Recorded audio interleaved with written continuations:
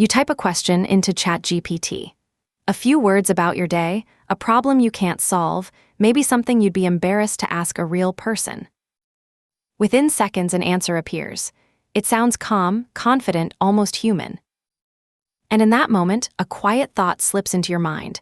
It feels like there is someone in there, someone thinking the way you think. But the real answer is far stranger than that. Because the thing answering you does not think the way you do, not even close. And once you understand what is actually happening behind that little blinking cursor, you may never look at it the same way again. Most people assume one of two things. Either AI is a kind of digital brain that reasons like a person, only faster, or it is a clever trick, a parrot repeating words it does not understand. The truth lives in the uncomfortable space between those two ideas. So let's start with what you assume is happening. When you ask a question, you picture the machine reading your words, understanding them, then searching its memory for the answer. You imagine comprehension. You imagine a tiny mind considering your problem before it replies. That picture feels obvious. It is also almost completely wrong. What the AI is really doing is something that sounds impossible at first. It is predicting the next word. That is the entire core of it. Given everything you have written so far, it asks a single question over and over. What word most likely comes next? That's it, one word. Then the next. Then the next. A sentence that feels like wisdom is built one tiny prediction at a time, like a person crossing a river by feeling for one stone, then the next, never seeing the far bank. So how does guessing the next word produce something that sounds intelligent? The answer takes us back more than 60 years to a quiet idea that almost everyone ignored. In 1958, a psychologist named Frank Rosenblatt built something he called the perceptron. It was loosely inspired by the neurons in your own brain. A web of simple units, each one passing a signal to the next, slowly learning to recognize patterns. The press called it a machine that would one day walk and talk and be conscious of its existence. It could barely recognize shapes. The idea was mocked, defunded, and nearly buried for decades. But the seed was planted. Machines that learn from examples instead of following rules written by hand.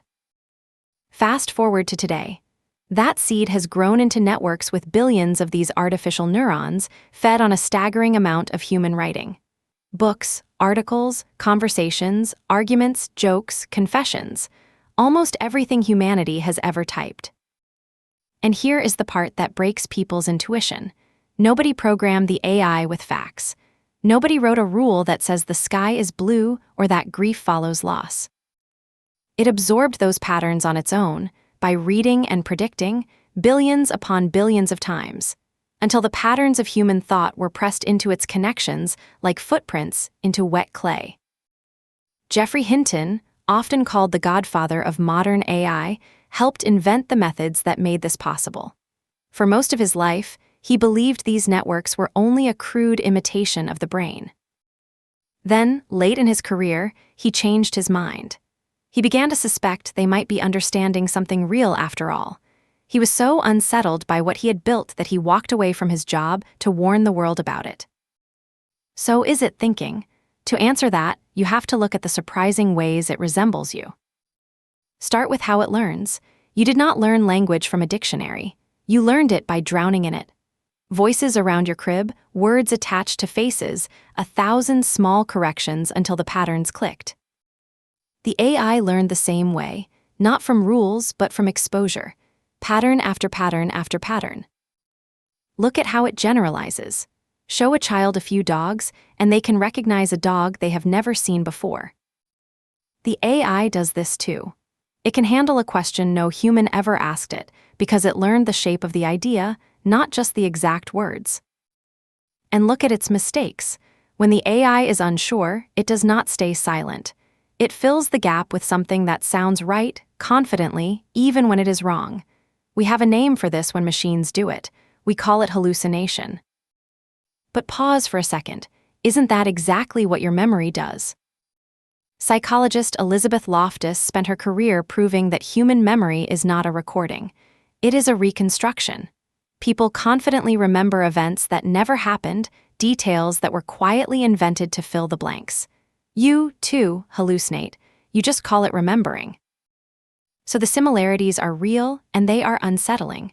Learning from examples, filling gaps with confident guesses, building meaning from patterns rather than rules.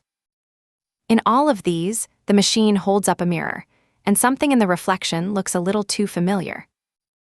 But now we reach the turn, because beneath these similarities lies a difference so deep it changes everything. You think because you want something.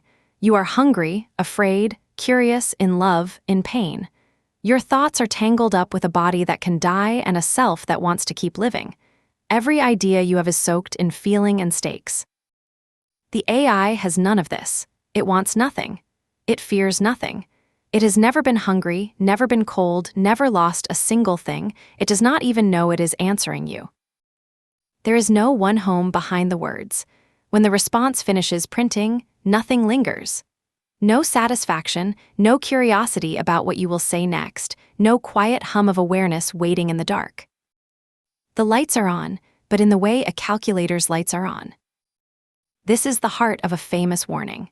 In 2021, the researcher Emily Bender, along with Timnit Gebru and their colleagues, described these systems with a phrase that stuck. They called them stochastic parrots, stitching together language they have seen in plausible new orders without any real understanding of meaning underneath. A parrot can say, "I love you" in a perfect human voice.